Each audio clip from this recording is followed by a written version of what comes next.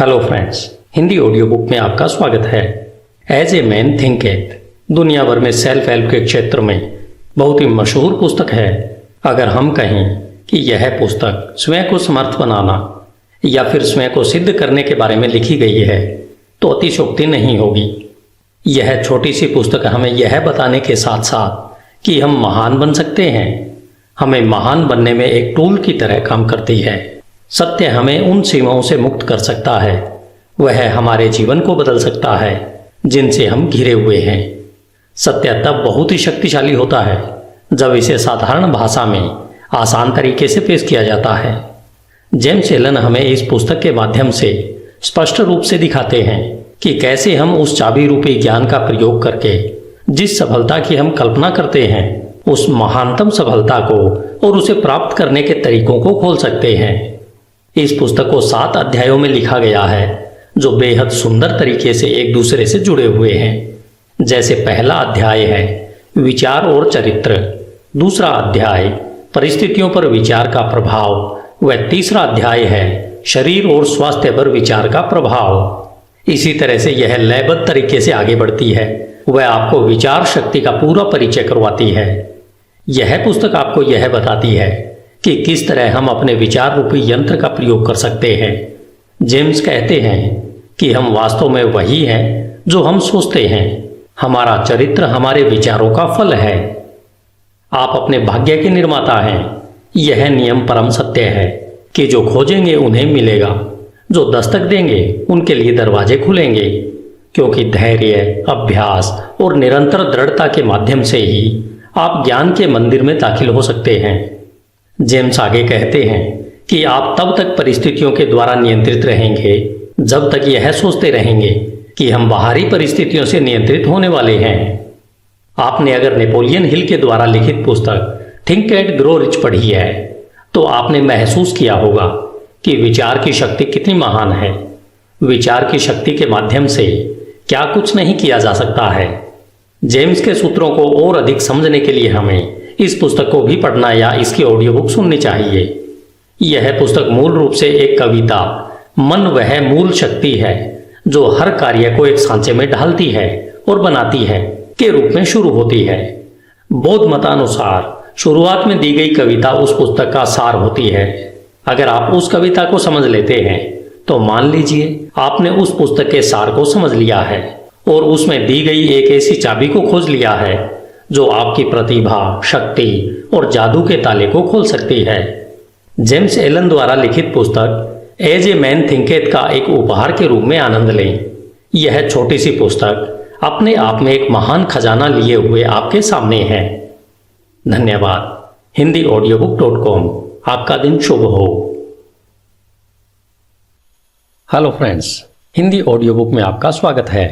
आज हम James Allen के द्वारा लिखित पुस्तक एज ए मैन थिंकेथ सुन रहे हैं। जेम्स एलन का जन्म सन 1864 में इंग्लैंड के लिसेस्टर में हुआ था। उनके पिता का देहांत उनके बचपन में ही हो गया था, जिससे उन पर व उनके परिवार पर मुश्किलों का पहाड़ सा टूट पड़ा था। ऐसी परिस्थितियों में उन्हें मात्र 15 साल की आयु में ही पढ़ाई बीच में ही छोड़नी पड़ी थी।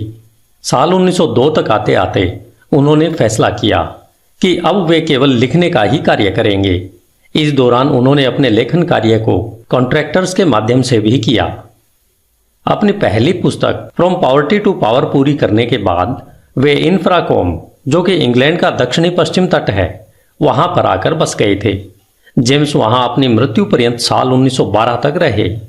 जेम्स एलन ने अपने जीवन में 19 बेहद सफल व ज्ञानवर्धक पुस्तकें लिखी हैं। आज आप जिस पुस्तक एज ए मैन थिंकेथ को सुनने जा रहे हैं यह उनकी सर्वश्रेष्ठ पुस्तक मानी जाती है। यह पुस्तक विचार की शक्ति पर एक निबंध नहीं है, बल्कि ध्यान, खोज और अनुभव का बहुआयामी फल है। यह पुस्तक सभी स्त्रियों और पुरुषों को इस सत्य को खोजने में मदद करने की कुंजी है कि वे स्वयं खुद के निर्माता हैं। वे अपने सुख दुख व ज्ञान अज्ञान के मुख्य शिल्पकार उनके खुद के विचार ही होते हैं। इनका निर्माता उनका खुद का मन ही होता है। James Allen, Ilfracombe, England. अध्याय 1 विचार और चरित्र। HindiAudiobook.com। हम वैसे ही हैं जैसा हम अपने मन में सोचते हैं। इस मुहावरे ने केवल हमारे संपूर्ण अस्तित्व को ही नहीं समेटा है, बल्कि यह हमारे संपूर्ण जीवन की हर एक दशा, दिशा और परिस्थितियों पर पूर्ण रूपेण खरा उतरता है। हमारा चरित्र हमारे संपूर्ण विचारों का ही संपूर्ण फल है। हम वास्तव में वही हैं जो हम सोचते हैं। जैसे बिना बीज के एक पौधा नहीं उग सकता, उसी तरह हमारे विचारों में छिपे हुए बीजों के बिना हमारा कोई भी कर्म उत्पन्न नहीं हो सकता। यह सूत्र उन सभी कर्मों पर भी बिना शर्त लागू होता है जिन्हें हम स्वप्रेरित या अपूर्वयोजित या फिर जिन्हें सोच समझकर किया जाता है। विचारों का मूल कर्म है और यही हमारे सुख दुख का फल है। अतः हम जो भी फल पाते हैं, चाहे वो मीठे हों या कड़वे, ये सभी हमारे विचारों का ही परिणाम होते हैं। हम आज जो भी हैं वह सब हमारे मन में उत्पन्न होने वाले विचारों के द्वारा रचित और निर्मित हैं। यदि हम अपने मन में अज्ञान से ओतप्रोत बुरे विचारों को पनपने देते हैं और सदा उन्हें ही पालते रहते हैं, तो हम अपनी ओर दुख व दर्द को ही आकर्षित कर रहे हैं और जल्द ही हम दुख से घिरे होंगे, जो हमारे बुरे विचारों का ही परिणाम होगा। इसके विपरीत यदि हमारे मन में हम स्वस्थ और हितकर विचार रखेंगे, तो आनंद और सुख हमारा उसी तरह पीछा करेंगे जैसे धूप में परछाई हमारा पीछा करती है।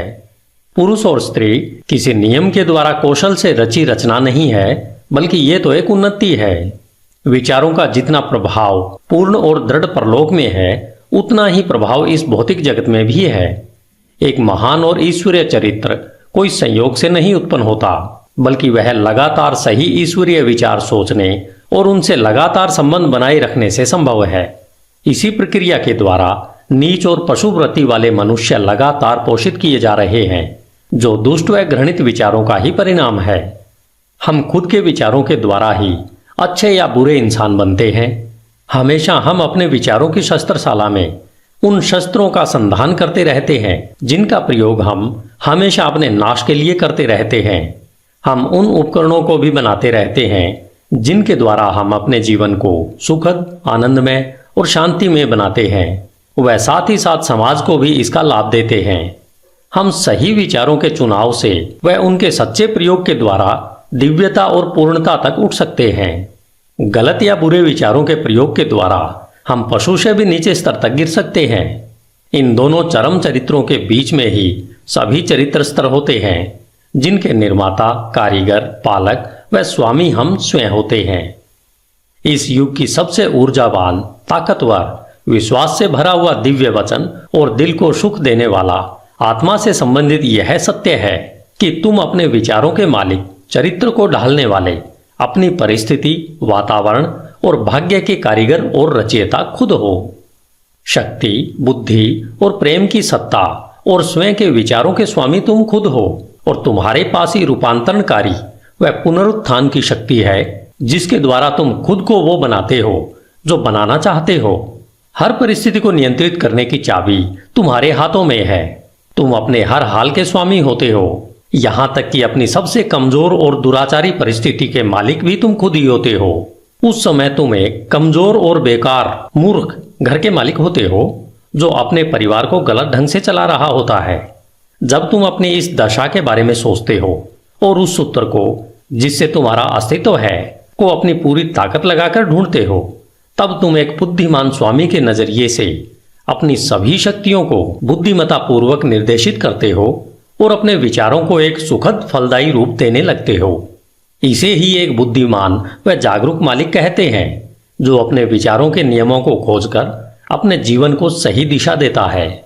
इस प्रकार खोज, प्रयोग, आत्मविश्लेषण और अनुभव के द्वारा अपने विचारों के सूत्र खोजकर आप भी एक बेहतरीन मालिक बन सकते हैं। आप जानते हैं कि सोने और हीरे को खोजने के लिए गहन खनन करनी पड़ती है। इसी तरह तुम अपनी आत्मा की खान में गहरा खोदोगे, तभी अपने अस्तित्व से जुड़े हर सत्य जान पाओगे। यदि तुम अपने विचारों को देखो, नियंत्रित करो और उन्हें बदलते हो और दूसरों व अपने जीवन और परिस्थितियों में हो रहे बदलावों के कारण और प्रभावों को महसूस कर, देखकर धैर्यपूर्ण अभ्यास और परख करो। अपने हर अनुभव को, यहां तक कि हर दिल के छोटे छोटे बदलावों को भी स्वयं के बारे में आए बदलावों के बारे में जानने के लिए प्रयोग करो, जिससे समझ, बुद्धि और शक्ति जो तुम्हें प्राप्त हो रही है उसे महसूस करो। फिर तुम शायद बिना चूके इस सत्य को सिद्ध कर सकते हो कि तुम अपने चरित्र को बनाने वाले हो, अपने जीवन को सही सांचे में ढालने वाले हो और अपने भाग्य के निर्माता तुम ही हो। इस दिशा में आगे बढ़ते हुए यह नियम परम सत्य है कि जो खोजेंगे उन्हें अवश्य मिलेगा, जो दस्तक देंगे उनके लिए दरवाजे अवश्य खुलेंगे, क्योंकि दृढ़ता, धैर्य और अभ्यास के द्वारा ही तुम ज्ञान के उज्जवल मंदिर में प्रवेश कर सकते हो। धन्यवाद। HindiAudiobook.com। आपका दिन शुभ हो। हिंदी ऑडियो बुक में आपका स्वागत है। अध्याय 2, परिस्थितियों पर विचार का प्रभाव। आप अपने मन को एक बगीचे के समान समझकर या तो उसे बुद्धिमानी से जोत सकते हैं या फिर उसे लापरवाही से अपने आप बढ़ने दे सकते हैं, परंतु उसे चाहे जोता जाए या उसे खाली छोड़ा जाए या उसकी उपेक्षा की जाए, उसमें कुछ न कुछ उगेगा जरूर, या कहें कुछ न कुछ फलीभूत अवश्य होगा। अगर उसमें कोई बीज नहीं बोए जाते तो अनावश्यक व बेकार के खरपतवार के बीज उसमें गिरते रहेंगे और वे उगाएंगे। एक माली अपने बगीचे में अनावश्यक खरपतवार को समय समय पर निकालता रहता है और उसमें वही फल फूल और पेड़ पौधे आदि लगाते हैं जिसकी माली को चाह होती है या कहें आवश्यकता होती है। हमें भी अपने मन रूपी बगीचे को एक माली की तरह लगातार देखभाल करते रहना चाहिए। अशुद्ध, बेकार, अनावश्यक और अनुचित विचारों को पहचान कर अपने मन से निकाल फेंकना चाहिए। वह आवश्यक, शुद्ध, उपयोगी और उत्पादक विचारों को फलों और फूलों की तरह सहेज कर उनकी उचित प्रकार से देखभाल करते रहना चाहिए। इस प्रक्रिया का पालन करते हुए उचित समय अवधि में आप जान पाओगे कि आप ही अपनी आत्मा के प्रमुख माली और रक्षक हो। आप ही अपने जीवन के निर्देशक हो। आप ही अपने अंदर विचारों के नियमों को प्रकट कर पाते हो। आप ही हमेशा बढ़ती सत्यता से यह भी समझ पाते हो कि कैसे आपके विचार की शक्तियां और मन के अन्य घटक आपके सच्चे चरित्र, सकारात्मक परिस्थितियां और उज्जवल भाग्य का निर्माण करने के काम में लगे हुए हैं। विचार और चरित्र एक समान होते हैं क्योंकि माहौल और परिस्थितियों के द्वारा ही चरित्र निर्मित होता है और प्रकट होता है। इस प्रकार आप हर समय यह देखेंगे कि आपके जीवन की बाहरी परिस्थितियां आपके अंतर्मन के विचारों से परस्पर जुड़ाव और तालमेल में रहेंगी। इसका मतलब यह बिल्कुल नहीं है कि हर समय जैसी आपकी परिस्थिति है वह आपके पूरे चरित्र को ही दर्शाती रहती है। इसका अर्थ यह है कि वे परिस्थितियां आपकी विचारधारा के किसी आवश्यक पहलू से उस समय के लिए इतना करीब से जुड़ी हुई हैं कि वे आपकी प्रगति के लिए आवश्यक हों। आज आप जिस भी स्थिति में हैं वह सब आपकी सत्ता के नियमों के कारण ही हैं। आपको इस जगह आपके विचार ही लेकर आए हैं।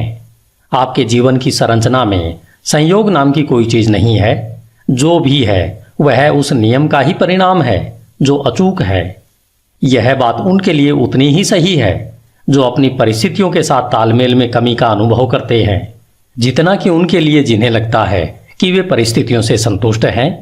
एक प्रगतिशील और जागरूक सत्ता के रूप में आप जहां पर हो वहां इसलिए हो कि आप उससे सीख कर आगे बढ़ सको। जैसे आप परिस्थिति में निहित आध्यात्मिक शिक्षण को सीख लेते हो वह निकल जाती है और दूसरी परिस्थितियों के लिए जगह बनाती है। जब तक आप यह विश्वास करते रहोगे कि आप बाहरी परिस्थितियों द्वारा प्रभावित प्राणी हो तब तक आप परिस्थितियों की मार खाते रहोगे।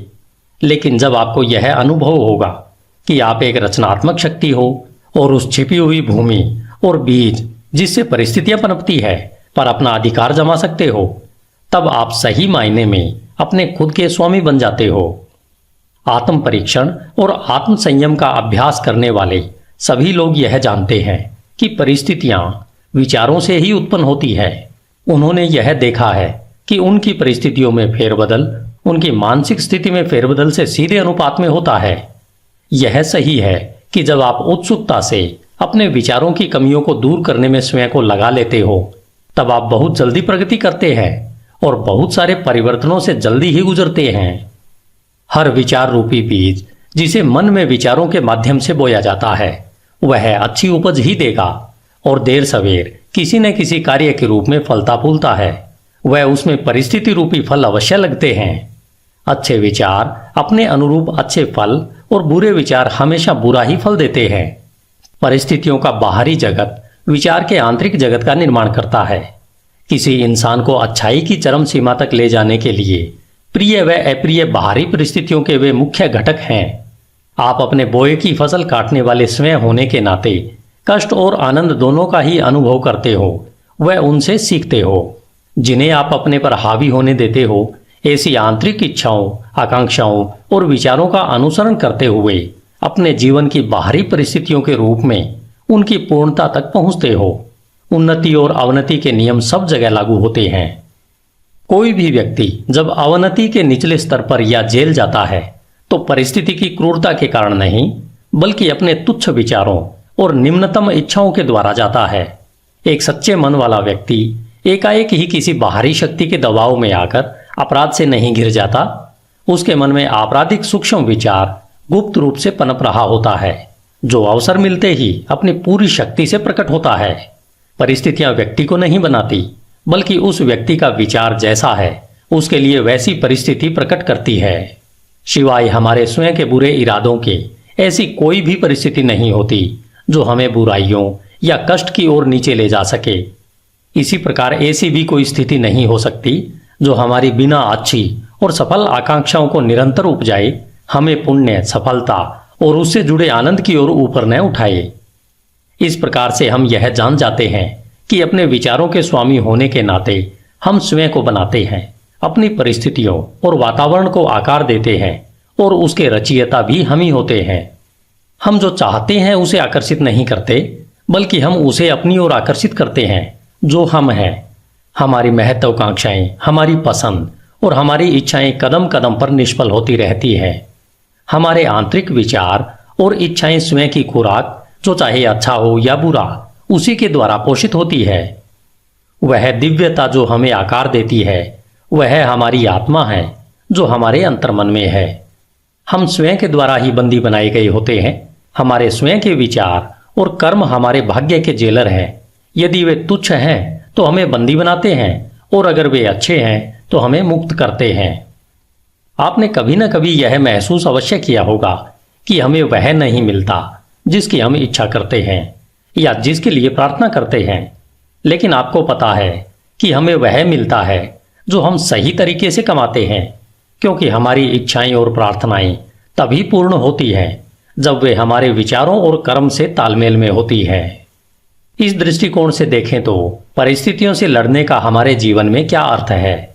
इसका सीधा सा अर्थ है कि हम हमेशा बाहरी प्रभावों से लड़ते रहते हैं, वह साथ ही साथ उसके कारणों को अपने मन में पोषित व संरक्षित करते रहते हैं।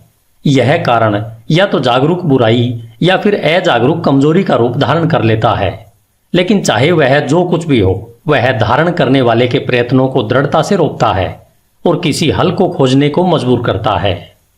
हम में से ज्यादातर लोग अपनी परिस्थितियों में सुधार लाना चाहते हैं, परंतु स्वयं में बिल्कुल भी सुधार नहीं लाना चाहते, और इसलिए हम बंधन में रहते हैं। यदि हम सच्चे आत्म परीक्षण से मुंह नहीं छिपाएं तो हम कभी भी वह पाने से वंचित नहीं होंगे जो हमारा दिल चाहता है। यह सभी भौतिक विषयों के लिए उतना ही सही है जितना कि दैवी विषयों के लिए। यदि हम केवल संपत्ति प्राप्त करना चाहते हैं तो अपने लक्ष्य को पाने से पहले हमें अपने महान व्यक्तिगत त्याग करने के लिए तैयार होना चाहिए, और हम में से वे सशक्त और शांत जीवन चाहते हैं उनके लिए तो कितना और कुछ करना होगा। कुछ लोग जो गरीबी से बाहर निकलना चाहते हैं वे हमेशा इस बात के लिए व्याकुल रहते हैं कि उनके आसपास का माहौल और घरेलू सुख सुविधाएं सुधरने चाहिए, लेकिन इन परिस्थितियों को बदलने के लिए किए जाने वाले काम से जी चुराते रहते हैं। वे मानते हैं कि अपने मालिक जहां वे काम करते हैं उसे धोखा देते रहते हैं, क्योंकि उन्हें लगता है कि उन्हें बहुत कम तनख्वाह मिलती है, इसलिए वे जो कर रहे हैं वह सही है।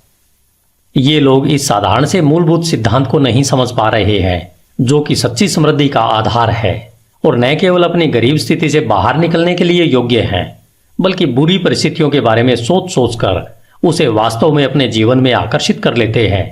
ऐसे लोग कमजोर, आलसी और हमेशा भ्रमित विचारों में जी रहे होते हैं। कुछ अमीर लोग हैं जो पेटुपन की वजह से लगातार दर्दनाक बीमारियों से ग्रस्त हैं। वे इन बीमारियों से छुटकारा पाने के लिए ढेर सारा पैसा खर्च तो करना चाहते हैं, परंतु ज्यादा खाने की आदत को बदलने के लिए तैयार नहीं है। वे ज्यादातर चटपटे और मजेदार खाने की अपनी इच्छा को हमेशा संतुष्ट करना चाहते हैं और अच्छा स्वास्थ्य भी चाहते हैं। ऐसे लोग अच्छे स्वास्थ्य के लिए अयोग्य हैं क्योंकि उन्होंने स्वस्थ जीवन के पहले सिद्धांत को अभी तक नहीं सीखा है। कुछ मालिक हैं जो गलत रास्ते से धन कमाकर अमीर और ज्यादा अमीर होना चाहते हैं, जिसके लिए वे चालाकी से सही वेतन न देकर ज्यादा काम करवाना चाहते हैं। ऐसे मालिक समृद्धि के बिल्कुल योग्य नहीं है। जब इनका प्रतिष्ठा और समृद्धि दोनों ही मामलों में दिवाला निकल जाता है, तब ये लोग परिस्थितियों को दोष देते रहते हैं, लेकिन वे यह नहीं जानना चाहते कि अपनी इस परिस्थिति के वे ही पटकथा लेखक हैं। ये 3 उदाहरण मात्र इस सत्य को बताने के लिए कहे गए हैं कि लोग अपनी परिस्थितियों को बिना जाने निरंतर उन विचारों और इच्छाओं को प्रोत्साहित कर रहे हैं जो उन अच्छे फल से संभवतः तालमेल नहीं खाते हैं जो वे चाहते हैं। वे ऐसा करते हुए अच्छे फल को निरंतर निष्फल कर रहे हैं। ऐसे किस्से कई गुना बढ़ सकते हैं और निरंतर चल सकते हैं, लेकिन इसकी आवश्यकता नहीं है। यदि हम दृढ़ निश्चय कर लें कि हम अपने मन और जीवन में विचार के नियम के क्रम को खोजेंगे, और जब तक ऐसा नहीं होगा तब तक केवल बाहरी तथ्य तर्क के लिए पर्याप्त नहीं हो सकता। परिस्थितियां फिर भी इतनी जटिल हैं, विचार इतना गहराई से बैठा है और व्यक्ति व्यक्ति में प्रसन्नता की अवस्था इतनी भिन्न है कि हमारी समस्त आत्मदशा, जो हमें पता है, केवल जीवन के बाहरी पहलू के तहत किसी के द्वारा आंकी नहीं जा सकती है। कोई व्यक्ति किन्हीं कार्यों में ईमानदार हो सकता है परंतु अभावग्रस्त है, जबकि दूसरा व्यक्ति कई कार्यों में बेईमान हो सकता है फिर भी खूब संपत्ति हासिल करता है। और इसका अधिकतर मतलब निकाला जाता है कि कोई व्यक्ति इसलिए असफल होता है क्योंकि वह ईमानदार है और दूसरा व्यक्ति इसलिए सफल है कि वह बेईमान है। और यह सतही निर्णय के फलस्वरूप होता है, जो यह मान लेता है कि बेईमान व्यक्ति लगभग पूरी तरह से भ्रष्ट है और ईमानदार व्यक्ति लगभग पूरी तरह से पुण्यात्मा है। गहन ज्ञान और विस्तृत अनुभव के आधार पर यह निर्णय गलत माना जाता है। बेईमान व्यक्ति में भी कुछ ऐसे प्रशंसनीय गुण हो सकते हैं जो दूसरों में नहीं है, और ईमानदार व्यक्ति में कुछ ऐसे दुर्गुण हो सकते हैं, चाहे सूक्ष्म ही क्यों न हो, जो दूसरों में नहीं होते हैं। ईमानदार व्यक्ति अच्छे विचारों और कर्मों के कारण अच्छा फल पाते हैं, परंतु अपने दुर्गुणों के कारण कष्ट का भी अनुभव करते हैं। बेईमान व्यक्ति उसी तरह से कष्ट या हर्ष का अनुभव करता है। मानव अहम को यह मानना अच्छा लगता है कि व्यक्ति अपने सद्गुणों के कारण कष्ट में होता है, परंतु जब तक हम अपने मन से हर रोगी, कटु और अशुद्ध विचार को निकाल नहीं फेंकते हैं और अपनी आत्मा से हर अस्वस्थ दाग को साफ नहीं कर देते हैं, तब तक हम उस स्थिति में नहीं हो सकते हैं जहां हम यह जान पाएं और घोषित कर पाएं कि हमारा कष्ट हमारे बुरे विचारों के कारण है, न कि हमारे अच्छे गुणों के फलस्वरूप है। उस परम पूर्णता के पथ पर पहुंचने से बहुत पहले हमें अपने जीवन और मन में कार्यशील उस महान नियम का पता चल जाएगा जो पूर्णतः न्याय संगत है, जो बुरे के बदले अच्छा या अच्छे के बदले बुरा नहीं देगा। जब हमें ऐसा ज्ञान होता है तब हम यह जान पाते हैं अपने पूर्ण के अज्ञान और अंधेपन को देखते हुए कि हमारा जीवन अभी और सदा से ही न्याय संगत रहा है। हमारे पूर्व के सारे अच्छे या बुरे अनुभव हमारे विकसित होते हुए फिर भी अविकसित आत्मा के ही उचित परिणाम है। अच्छे विचार और कर्म कभी भी बुरे परिणाम नहीं दे सकते, और इसके विपरीत भी इतना ही सही है कि बुरे विचार और कर्म कभी अच्छे सुखद परिणाम नहीं दे सकते। हम प्रकृति जगत में इस नियम को भलीभांति जानते हैं और समझते हैं, वह इसके अनुसार काम भी करते हैं कि आम के बीज से आम का पेड़ ही उगेगा और बबूल के बीज से केवल बबूल का पेड़ ही उगेगा और वैसे ही फल देगा। लेकिन कुछ ही इसे मानसिक व नैतिक जगत में समझते हैं, जबकि हमारे विचारों के मामले में भी यही नियम लागू होता है। वहां भी यह उतना ही सहज व अटल है। इसे न समझने पर हमें परेशानी उठानी पड़ती है, और तब ये नियम हमारी इच्छाओं के अनुरूप सहयोग नहीं देते हैं। कष्ट व पीड़ा गलत दिशा में लगाए गए गलत विचारों का प्रभाव है। यह एक संकेत है कि हमारा अपने आप से, अपने अस्तित्व के नियम से तालमेल नहीं रहा है। कष्ट का एकमात्र और उच्चतम कार्य है शुद्धि करना। वह सब जो बेकार और अशुद्ध है उसे जला देना। वे जो शुद्ध हैं उनके लिए कष्ट खत्म हो जाते हैं। एक बार जब सोने से मैल हट जाता है तो उसे जलाते रहने का कोई मतलब नहीं होता है। और इसी तरह से पूर्ण रूपेण शुद्ध व साक्षात्कारी पुरुष कष्ट में नहीं रहता। वह परिस्थितियां जिनका हम कष्ट से सामना करते रहते हैं, वे हमारी मानसिक विसंगतियों का परिणाम है। वे परिस्थितियां जिनका हम कृपा व आनंद से सामना करते हैं, वे हमारी मानसिक संगति का नतीजा है। कृपा, आनंद, मानसिक पवित्रता ही भौतिक संपत्ति की अधिकता का माप नहीं है, और यह भी नहीं कि बुरे विचार ही एकमात्र कष्ट, क्लेश और दुख ही भौतिक संपत्ति की कमी का परिमाप है। कुछ लोग दुखी और अमीर होते हैं, कुछ लोग धन्य और अमीर भी होते हैं। पवित्रता और अमीरी तभी जुड़ते हैं जब धन को सही और विवेक से कमाया और इस्तेमाल किया जाता है। गरीब अधिक पीड़ा का अनुभव तब करते हैं जब उन्हें लगता है कि बिना वजह के उनका बोझ उन पर लाद दिया गया है। गरीबी और भोगाशक्ति दुख या कहें पीड़ा के दो चरम पहलू है। ये दोनों ही अस्वाभाविक है, मानसिक असंतुलन का नतीजा है। जब तक हम खुश, स्वस्थ और समृद्ध नहीं होते, तब तक हमारी सही अवस्था नहीं होती। खुशी, स्वास्थ्य और समृद्धि का हमारी परिस्थितियों के आंतरिक और बाहरी स्थिति से तालमेल का ही परिणाम है। जब हम शिकायत व तिरस्कार करना बंद कर देते हैं और उस छिपे हुए नियम को जो हमारे जीवन को संचालित करता है उसे ढूंढना शुरू करते हैं, तब हम खुश, स्वस्थ और समृद्ध होना शुरू कर देते हैं। और जब हम अपने मन में उस संचालित करने वाले घटक को अपना लेते हैं, तब हम दूसरों पर अपने कष्ट का कारण होने का आरोप लगाना बंद कर देते हैं और हम सशक्त और स्वस्थ विचारों को अंतर्मन में बढ़ाने लगते हैं। हम परिस्थितियों पर चीखना चिल्लाना बंद कर देते हैं। वह अपनी तीव्र प्रगति के लिए अपने अंदर छिपी हुई शक्तियों और संभावनाओं को खोज करके एक साधन के रूप में प्रयोग करना शुरू कर देते हैं। इस सत्य का प्रमाण हर इंसान में है और इसलिए नियमित आत्म परीक्षण और आत्म विश्लेषण की सरल पड़ताल द्वारा इसे जाना जा सकता है। हम मूलभूत तौर पर अगर अपने विचारों को बदलते हैं तो हम अपने जीवन की भौतिक परिस्थितियों में आए त्वरित बदलाव को देखकर आश्चर्यचकित रह जाएंगे। कभी कभी हमें लगता है कि हम अपने विचारों को गुप्त रख सकते हैं, परंतु ऐसा नहीं है। वे जल्दी ही आदत में बदल जाते हैं और आदत परिस्थितियों का रूप ले लेती है। बुरे और निम्न स्तर के विचार आक्रोश और नशे की आदत बनाते हैं, जो पीड़ा, कष्ट और गरीबी का रूप लेते हैं। किसी तरह के भी विनाशकारी विचार अनसुलझी थकाऊ आदतें बन जाती है, जो ध्यान भंग करने वाली और विपरीत परिस्थितियों का आकार ले लेती है। डर, संशय और अनिर्णायक विचार कमजोर और बेमेल आदतों का रूप ले लेते हैं, जो असफलता, गरीबी और निर्भरता की परिस्थितियों के रूप में आकार लेती है। आलसी विचार बेईमानी और गंदगी का रूप लेते हैं, जो गरीबी व नीचता का आकार लेती है। घृणित और दंडनीय विचार हिंसा और आरोप लगाने की आदत का रूप लेते हैं, जो चोट लगने व दंड मिलने वाली परिस्थितियों का आकार लेते हैं।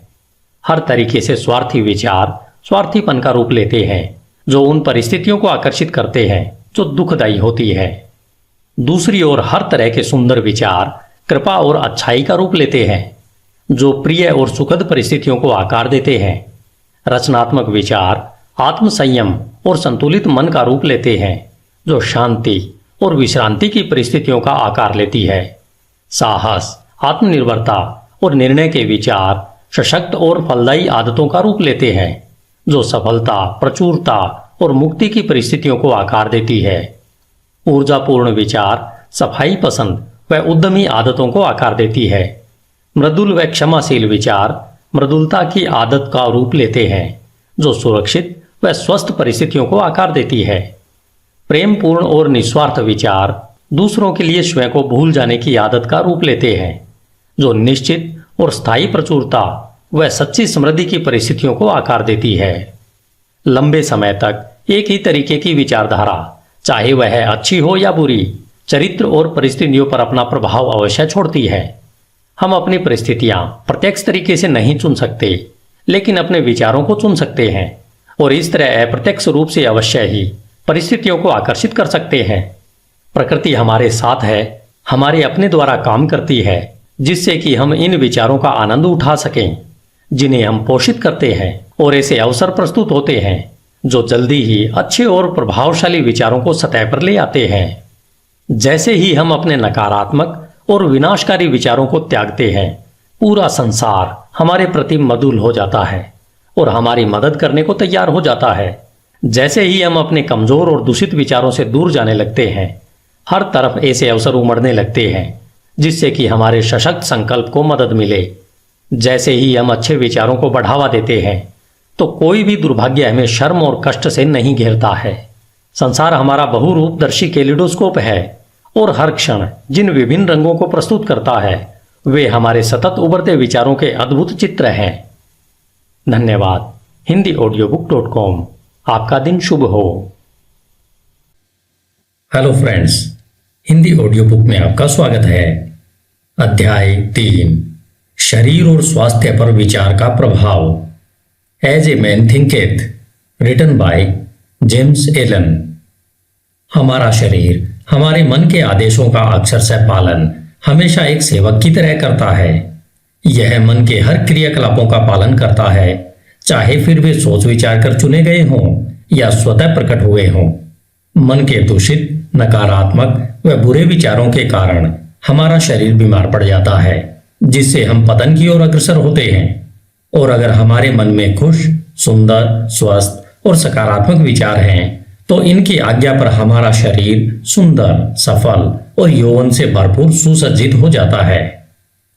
रोग और स्वास्थ्य की भी परिस्थितियों की तरह हमारे विचारों में जड़ें होती है।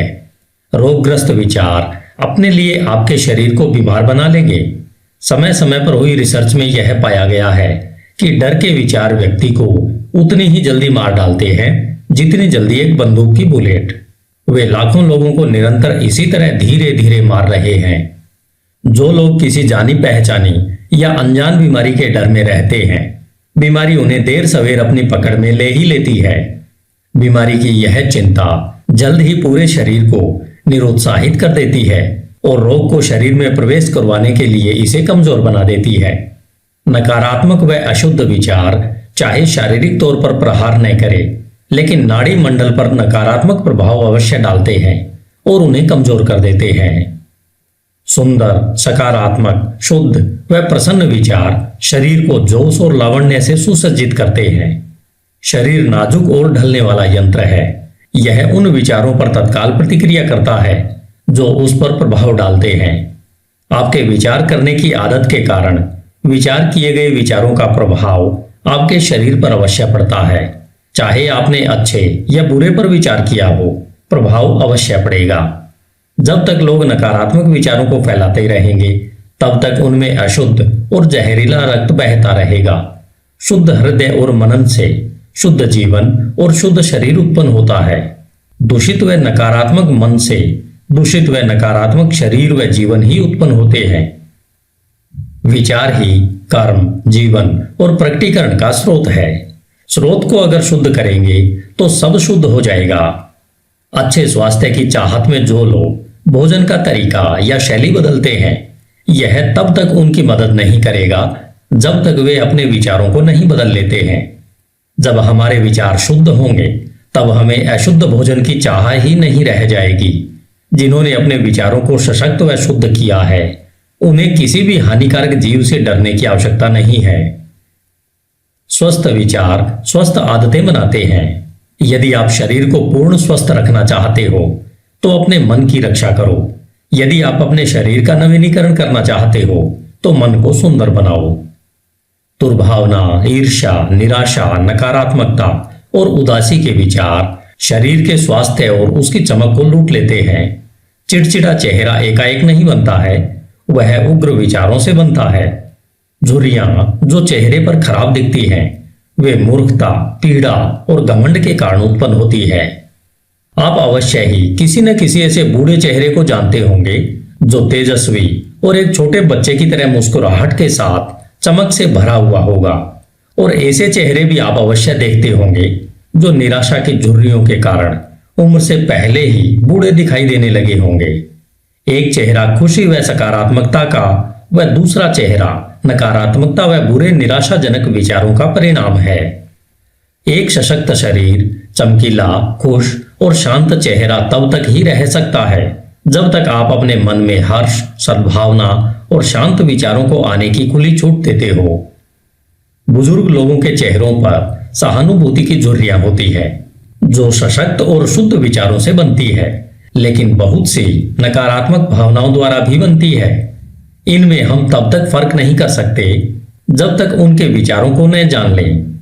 जिन्होंने धर्म संगत जीवन जिया है, उनका जीवन एक अस्त होते सूर्य की तरह शांतिपूर्ण, स्तब्ध और मृदुल हो चुका होता है।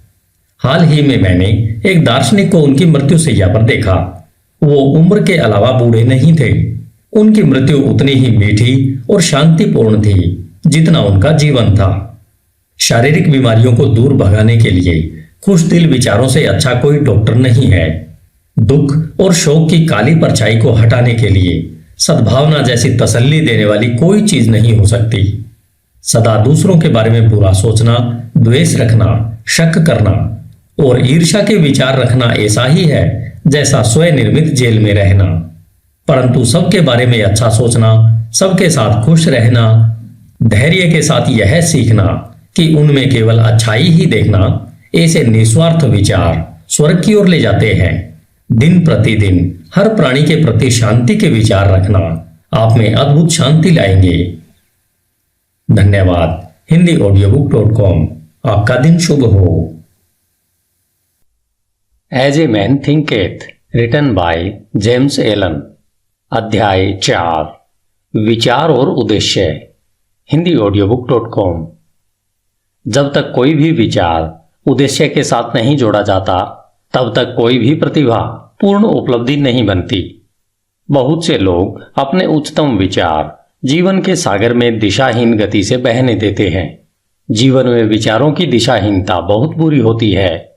अगर जो लोग विपत्ति और विनाश से दूर रहना चाहते हैं, तो उनको इस प्रकार बहने से स्वयं को रोकना होगा। जिनके जीवन में कोई मुख्य उद्देश्य नहीं होता, वे बहुत ही जल्दी तुच्छ चिंताओं, डर, परेशानियों और अपने प्रति दया रखने के भाव से ग्रस्त हो जाते हैं, और ये सभी कमजोरी के लक्षण होते हैं।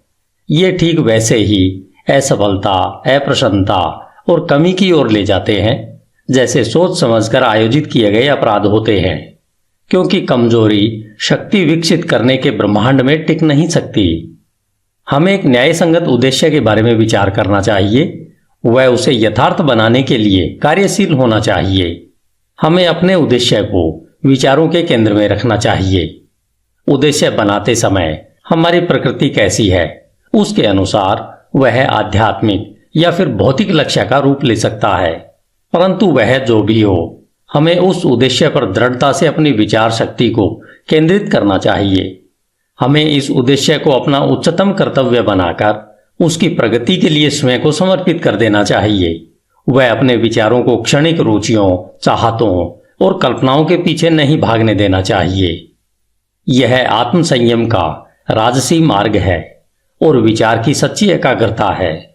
यदि हम बार बार अपने उद्देश्य को पाने में असफल हो रहे हैं, तो यह तब तक होता रहता है जब तक हम अपनी कमजोरी से ऊपर नहीं उठ पाते हैं, और इससे हम चरित्र के सामर्थ्य को प्राप्त करते हैं। वह सच्ची सफलता का मापदंड होता है। वह यह भविष्य के सामर्थ्य और विजय की नई शुरुआत होती है।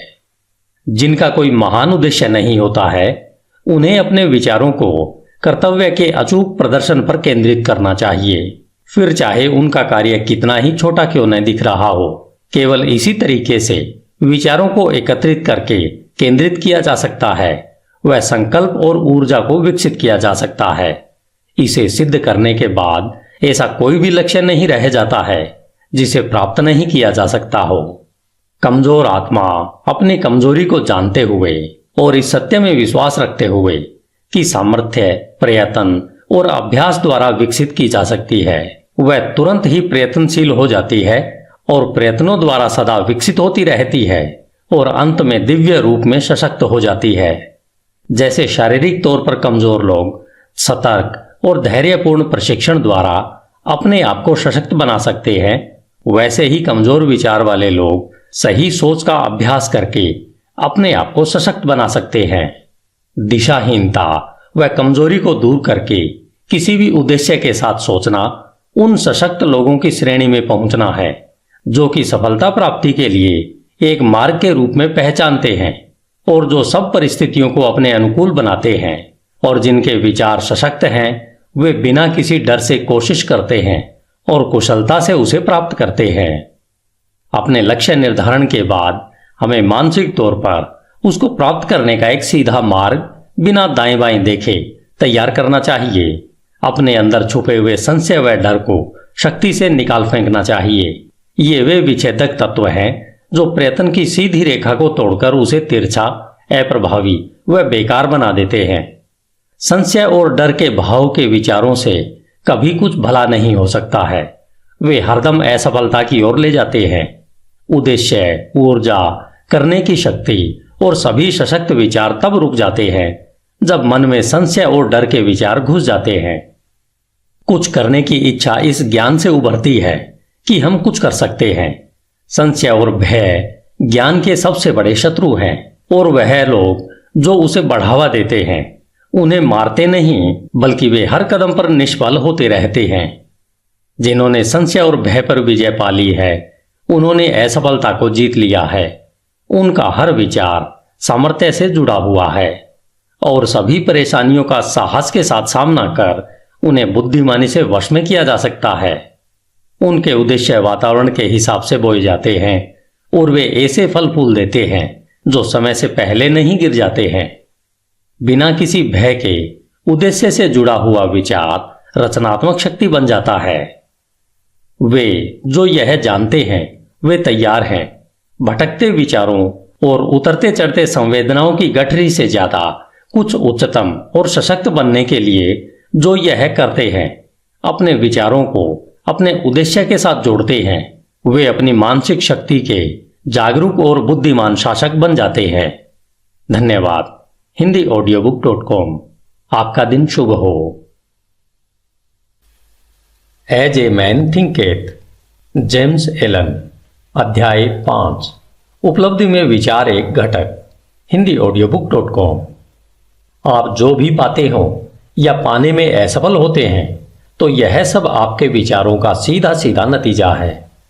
इस न्यायपूर्ण व्यवस्थित संसार में जहां संतुलन की कमी विनाश ला सकती है वहां व्यक्तिगत जिम्मेदारी अवश्य पूर्ण होनी चाहिए। आपकी ताकत या कमजोरी, सफलता या असफलता, जय या पराजय, सुख या दुख जैसी कोई भी दशा केवल आपकी ही है, किसी दूसरे की नहीं है।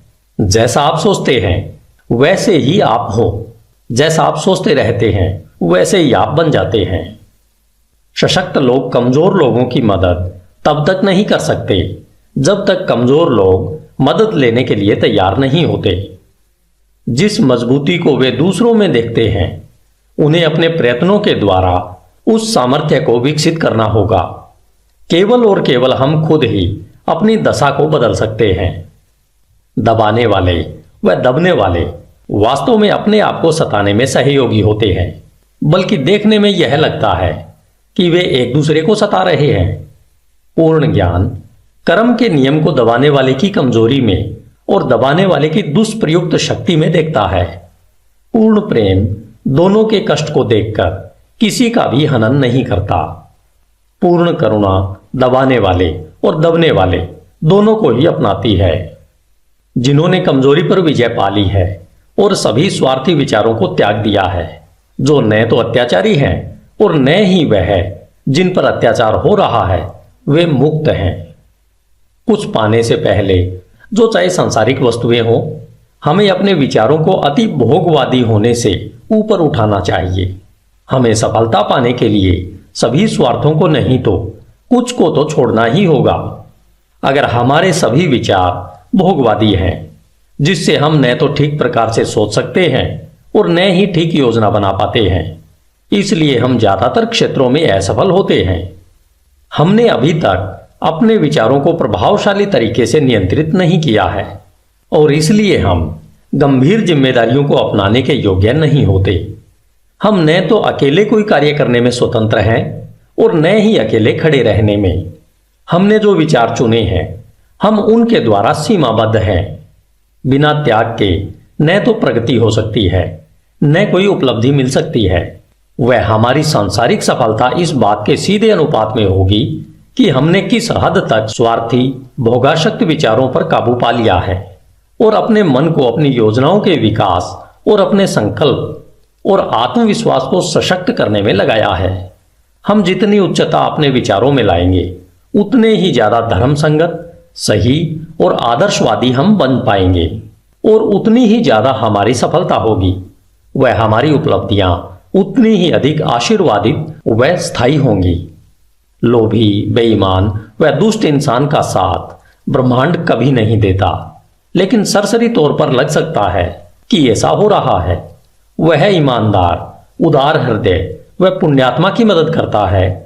समस्त योगों के महान शिक्षकों ने यह अलग अलग तरीके से दुनिया को बताया है कि इसको जानने व सत्य साबित करने के लिए आपको विचारों को उच्च करके अपने आप को पुण्यात्मा बनाने में कार्यरत रहना है। बौद्धिक उपलब्धियां ज्ञान की खोज या जीवन और प्रकृति में सुंदरता व सत्य की खोज में अर्पित विचारों का नतीजा है। ऐसी उपलब्धियां कई बार महत्वाकांक्षाओं व अभिमान से जोड़ी जा सकती है, परंतु वे इन विशेषताओं का परिणाम नहीं है, वरन लंबे और कठिन परिश्रम का व शुद्ध और निस्वार्थ विचारों का स्वाभाविक नतीजा है। आध्यात्मिक उपलब्धियां पवित्र महत्वाकांक्षाओं की सिद्धि है। जो लोग लगातार पुण्य व उच्च विचारों की भावना रखते हैं, जो उन सब पर चिंतन करते हैं, जो शुद्ध व निस्वार्थ हैं, सूर्य और चंद्र की पूर्णता की तरह अवश्य ही अपने चरित्र में पुण्यात्मा व ज्ञानी बनते हैं और एक प्रभावशाली और धनी स्थिति तक ऊपर पहुंचते हैं। हम संसार में उच्च सफलता पा सकते हैं और आध्यात्मिक लोक में भी उच्च स्थिति तक उठ सकते हैं, और दंभी, स्वार्थी व दूषित विचारों को अपने में समाकर हम कमजोर और दुर्भाग्यशाली स्थिति में गिर सकते हैं। सही विचार द्वारा प्राप्त विजय को केवल सार्थकता द्वारा ही बनाए रखा जा सकता है। जब सफलता मिलना तय होता है तो बहुत से चूक जाते हैं और शीघ्र ही असफलता को चखते हैं। समस्त उपलब्धियां चाहे व्यापार, बौद्धिक या आध्यात्मिक जगत में हो, निश्चित रूप से निर्देशित विचारों का फल है और उसी नियम के अधीन है और उसका वही तरीका है। फर्क सिर्फ प्राप्ति के लक्ष्य में है। वे जिन्हें बहुत कम मिलता है उन्हें थोड़ा त्याग भी करना चाहिए, और जो ज्यादा प्राप्त करते हैं उन्हें ज्यादा त्याग करना चाहिए। वे जिन्हें उच्चतम मिलता है उन्हें महान त्याग करना चाहिए। धन्यवाद। HindiAudiobook.com। आपका दिन शुभ हो। As a man thinketh, James Allen. अध्याय 6, परिकल्पनाएं और आदर्श। स्वप्न देखने वाले इस संसार के मसीहा हैं। जिस तरह से दृश्य जगत अदृश्य द्वारा पोषित है, उसी तरह मानवता सभी परीक्षाओं, गलतियों और कष्ट में उसके योगी स्वप्न देखने वालों की सुंदर परिकल्पनाओं द्वारा पोषित होती है। मानवता अपने स्वप्न दृष्टाओं को भूल नहीं सकती। वे उनके आदर्शों को ऐसे ही फीका पड़कर मर जाने नहीं दे सकती। वह उनमें रहती है। वह उन्हें वास्तविकताओं जैसा मानती है, जैसे कि एक दिन वह उन्हें देखेगी और जान पाएगी। संगीतकार, मूर्तिकार, चित्रकार, कवि, पैगंबर, ऋषि ये जगत के परे की दुनिया के बनाने वाले हैं, स्वर्ग के शिल्पकार हैं। यह जगत सुंदर है क्योंकि ये इसमें रहते हैं। उनके बिना श्रमकारी मानवता मिट जाएगी। जो अपने हृदय में एक सुंदर परिकल्पना को व उच्च आदर्श को संजोते हैं, एक दिन उसे साकार कर पाएंगे। कोलंबस ने एक दूर देश की कल्पना को संजोया था और उसने उसे खोज निकाला। कोपरनिकस ने संसारों की अनेकता और एक विस्तृत ब्रह्मांड के होने की परिकल्पना को पोषित किया था और उसने उसे प्रकट भी किया। भगवान बुद्ध ने निष्कलंक सुंदरता और पूर्ण शांति के आध्यात्मिक जगत की परिकल्पना को संजोया था और उन्होंने उसमें प्रवेश भी किया। अपनी परिकल्पनाओं को पोषित करो, अपने आदर्शों को पोषित करो। तुम्हारे हृदय में जो संगीत उमड़ता है, मन में जो सुंदरता रूप लेती है, तुम्हारे सूक्ष्मतम विचारों को जो खूबसूरती लपेटती है, उसे पोषित करो, क्योंकि उन सब में से हर्षपूर्ण परिस्थितियां और स्वर्गपूर्ण वातावरण पनपेंगे और बढ़ेंगे। यदि तुम इनके प्रति सच्चे रहो तो तुम्हारे संसार का अंततः निर्माण होगा। चाहने से तुम पाओगे, आकांक्षा रखने से प्राप्त करोगे। क्या हमारी निम्नतम इच्छाओं को संतुष्टि का पूर्ण माप मिले और हमारी शुद्धतम आकांक्षाएं पोषण की कमी से नष्ट हो जाएं। ब्रह्मांडीय नियम ऐसा नहीं है। ऐसी दशा में चीजों को प्राप्त नहीं किया जा सकता। मांगो और तुम्हें मिल जाएगा। उच्च स्वप्न देखो और जैसे तुम स्वप्न देखोगे तुम वैसे बन जाओगे। तुम्हारी परिकल्पना उसका वचन है जो तुम एक दिन बन जाओगे। तुम्हारे आदर्श उसकी भविष्यवाणी है जिसे तुम अंत में पर्दा उठाकर देख सकोगे। मानव उपलब्धियां सबसे पहले और लंबे समय तक एक स्वप्न थी। ओक का वृक्ष मंजू फल में छिपा होता है, चिड़िया अंडे में पलती है और आत्मा की उच्चतम परिकल्पना में जागृत देवदूत चलते हैं। स्वप्न वास्तविकता के बीज हैं। तुम्हारी परिस्थितियां हो सकता है प्रतिकूल हो, परंतु वे ऐसा लंबे समय तक नहीं रहेंगी। यदि तुम एक आदर्श को मन में रखकर उसे पाने के लिए जी जान लगा दो, बाहर शांत खड़े रहकर तुम अंतर में यात्रा नहीं कर सकते। एक युवती है और एक युवक है। दोनों ही गरीबी और काम के बोझ तले दबे हुए हैं। लंबे समय तक अस्वस्थ वातावरण वाली वर्कशॉप में बंद, अशिक्षित और सभी प्रकार की शिष्टताओं से कोसों दूर। परंतु दोनों ही बेहतर जिंदगी के सपने देखते हैं और वे बुद्धि, कृपा, शिष्टता और सुंदरता की कल्पना करते हैं। वे मानसिक तौर पर एक आदर्श जीवन परिस्थिति की कल्पना करते हैं, एक विस्तृत स्वतंत्रता की परिकल्पना करते हैं और एक बड़ी आकांक्षा उन पर हावी हो जाती है। व्याकुलता उन्हें कर्म करने के लिए उकसाती है और वे अपने खाली समय व साधनों को, चाहे वे अभी कम है, अपने सोई शक्तियों और साधनों के विकास में लगाते हैं। शीघ्र ही उनके मन इतने परिवर्तित हो जाते हैं कि वह वर्कशॉप उन्हें बांध कर नहीं रख पाती है। उनकी सोच से वह इतनी बेमेल हो जाती है कि वह उनके जीवन से वैसे ही बाहर हो जाती है जैसे कोई कपड़ा उतारकर फेंक दिया जाता है। जैसे जैसे उनके लिए वे अवसर बढ़ते जाते हैं जो कि उनकी विस्तृत होती शक्तियों के कार्य क्षेत्र को समा सकें, वे उससे हमेशा के लिए बाहर निकल जाते हैं। सालों बाद हम उन्हें फिर देखते हैं।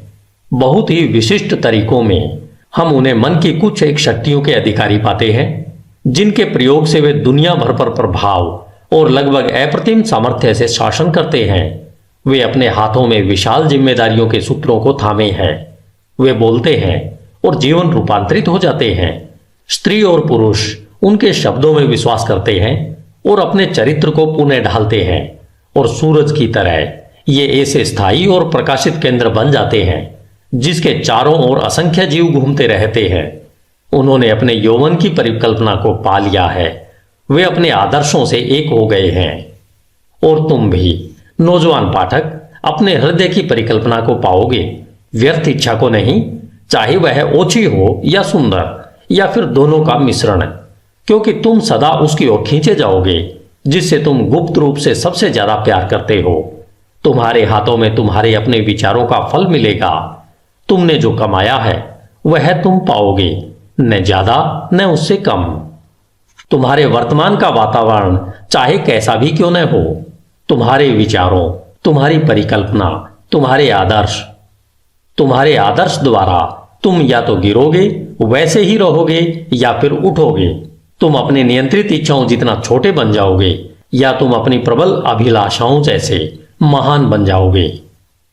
स्टैंटन क्रिगहम डेविस के सुंदर शब्दों में, तुम वही खाते संभाल रहे हो और तुम अभी उन दरवाजों से बाहर निकलते हो जो इतने समय से तुम्हें लगता था कि तुम्हारे आदर्शों के लिए रुकावट थे, और अपने आप को श्रोताओं के सामने पाते हो।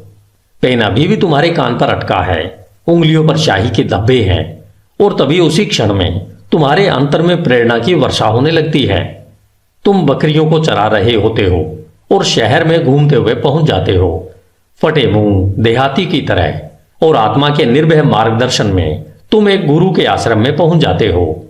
और एक समय के बाद वे कहते हैं, तुम्हें सिखाने के लिए मेरे पास और कुछ नहीं है। अब तुम स्वयं गुरु बन गए हो, जो थोड़े समय पहले तक बकरियां चराते हुए महान कार्यों के घटने के स्वप्न देखा करता था। बेपरवाह, अज्ञानी और आलसी केवल चीजों के लिए प्रत्यक्ष प्रभाव को देखते हुए, न कि स्वयं चीजों को, भाग्य, किस्मत और संयोग के बारे में बात करते हैं। किसी को धनवान बनता देखकर कहते हैं, कितना भाग्यशाली है। किसी को सुप्रसिद्ध विद्वान बनता देख वे आश्चर्य से कहते हैं, उस पर कितनी कृपा दृष्टि है। और किसी साधु प्रवृत्ति वाले व्यक्ति और उसका अन्य लोगों पर प्रभाव पड़ते देखकर वे टिप्पणी करते हैं, देखो किस्मत कैसे हर कदम पर उसका साथ दे रही है। वे उन परीक्षाओं, असफलताओं और संघर्ष को नहीं देखते जो इन स्त्री पुरुषों ने अनुभव पाने के लिए सहर्ष स्वीकारा है। उन्हें इनके द्वारा किए गए त्याग का, साहसिक प्रयत्न का और विश्वास जिसे उन्होंने अपनाया है का जरा सा भी ध्यान नहीं है, जिससे कि वे अलंध्य दिखने वाले लक्ष्य को प्राप्त कर सकें और अपने हृदय की परिकल्पना को पा सकें। उन्हें मन के अंधकार और दिल के टूटने का कोई एहसास नहीं होता। उन्हें केवल प्रकाश और प्रसन्नता दिखती है और वे उसे भाग्य कहते हैं। वे लंबी और कठिन यात्रा नहीं देखते, केवल सुखी परिणाम को देखते हैं और वे उसे सद्भाग्य कहते हैं। वे प्रक्रिया को नहीं समझते, केवल नतीजा देखते हैं और उसे संयोग कहते हैं। हर मानव कार्य में प्रयत्न है और फल भी है, और प्रयत्न कितना सशक्त है इसे फल से मापा जाता है। यह कोई संयोग नहीं है। कहे जाने वाले उपहार, शक्ति, भौतिक, बौद्धिक और आध्यात्मिक अधिकार प्रयत्न के हैं। वे पूर्ण किए हुए विचार हैं, प्राप्त किए हुए लक्ष्य हैं, साकार परिकल्पनाएं हैं। वह परिकल्पना जिसकी तुम अपने मन में प्रशंसा करते हो, वह आदर्श जिसे तुमने अपने हृदय में विराजित कर रखा है, उससे तुम अपने को बनाओगे और यही तुम बन जाओगे। धन्यवाद। HindiAudiobook.com। आपका दिन शुभ हो। As a man thinketh, James Allen. अध्याय 7, प्रशांति। HindiAudiobook.com। मन की शांति ज्ञान का एक सुंदर मणि है। वह आत्मसंयम के लंबे और धैर्यपूर्ण प्रयत्न का नतीजा है। उसकी उपस्थिति परिपक्व अनुभव का और नियम व विचारों के उच्च ज्ञान व कार्यकलाप का चिन्ह है।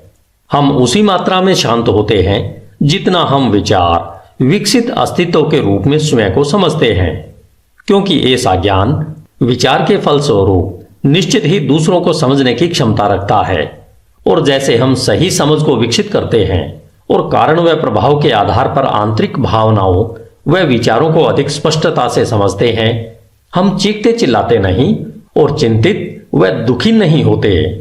हम संतुलित, वचनबद्ध और शांत रहते हैं।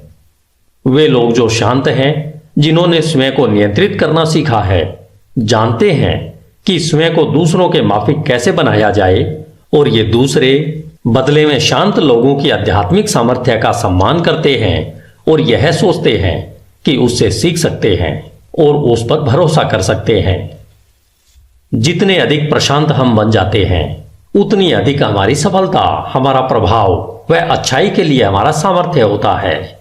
उदाहरण के लिए, साधारण सी बिक्री करने वाले लोग भी जैसे जैसे अपने आत्मनियंत्रण और समभाव को बढ़ा देंगे, उनकी व्यावसायिक प्रचुरता बढ़ती जाएगी, क्योंकि लोग ऐसे लोगों के साथ ही काम करना पसंद करेंगे जिनका व्यवहार अच्छा व स्थिर है।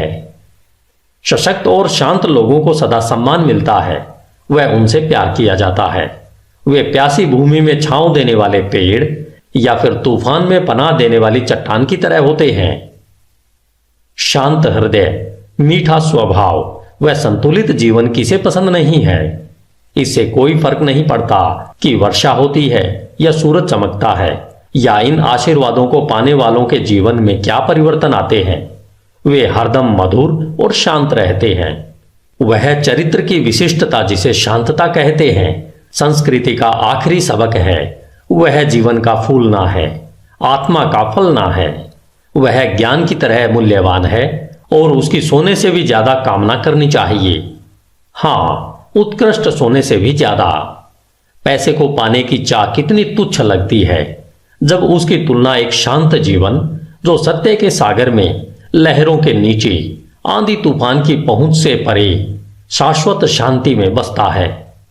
हम ऐसे कितने ही लोगों को जानते हैं जो अपने जीवन को अप्रिय बना लेते हैं, जो अपने विस्फोटक गुस्से के कारण वह सब जो मधुर और सुंदर है उसे तबाह कर देते हैं, जो अपने चरित्र की शिष्टता का नाश कर देते हैं और मनमुटाव पैदा कर देते हैं।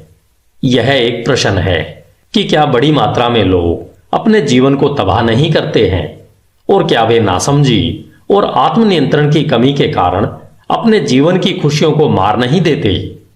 हम अपने जीवन में ऐसे कितने कम लोगों से मिलते हैं जो शांत होते हैं, जिनमें अद्भुत शिष्टता होती है, जो कि एक परिपक्व चरित्र की विशेषता है।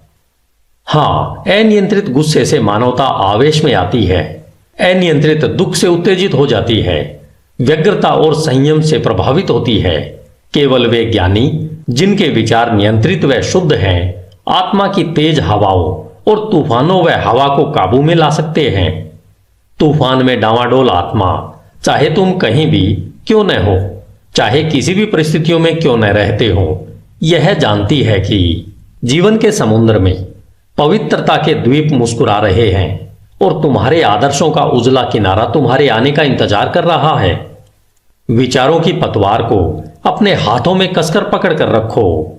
तुम्हारी आत्मा के जहाज में प्रबल स्वामी आराम करता है, वह केवल सोता है, उसे जगाओ।